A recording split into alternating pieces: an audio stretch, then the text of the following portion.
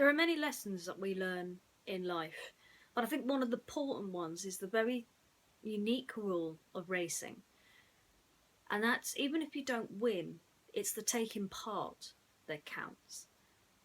Taking part in a race can be just as enjoyable as actually running a race. And then, of course, there's rule number 2, which is knowing exactly how to race. When you don't know how to race, it's very difficult. And then you end up with squabbles and arguments on what was wrong and what was right. But if everyone has patience, then it's very easy to learn. Kenai is about to realise this with Coda, as they tried to teach the moose how to race. Let's see how well they do. Today's story is a brother bear story, and it's called And They're Off. What are you doing, eh? Kenai looked up to see Rut and Tuck standing and staring in disbelief. The two goofy moose were trying to determine just what Coda, the young bear cub who was travelling with Kenai, was doing. Coda is watching those centipedes, Kenai replied. Coda looked up. They're racing, he said. Rut looked surprised. Gee, I didn't think centipedes knew how to race. Everybody knows how to race, Tuck told Rut. Even a hoofer brains like you. Coda's eyes sparkled. That's a great idea, he said. You guys should have a race. Ready? Set? Go! Both moose stood still, staring at him.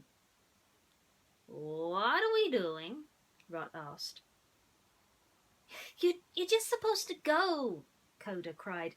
You're racing, remember? Tuck stepped forward. Come on, Rut. Keep up. No, you're not supposed to tell him to keep up, Coda cried. You're supposed to run away from him. So Tuck took off at a gallop, but Rut just stayed there, watching him. Well, Kenai said, aren't you going to run after him?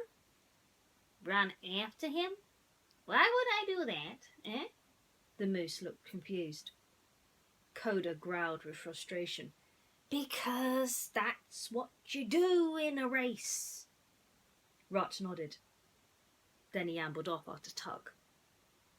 The two bears glanced at each other. Even the centipedes would beat those guys, Coda whispered to Kenai. Kenai laughed. Let's follow them. First the bears came upon Tuck, who had stopped to eat twigs. Then they found Rut rolling in the mud. When Tuck caught up to Rut, the two started gossiping about some squirrels they knew. Maybe some animals just aren't meant to race, Coda said sadly. Kenai could see the little bear was disappointed. You might be right, he said. But I have a great idea. What? Coda asked. Kenai smiled.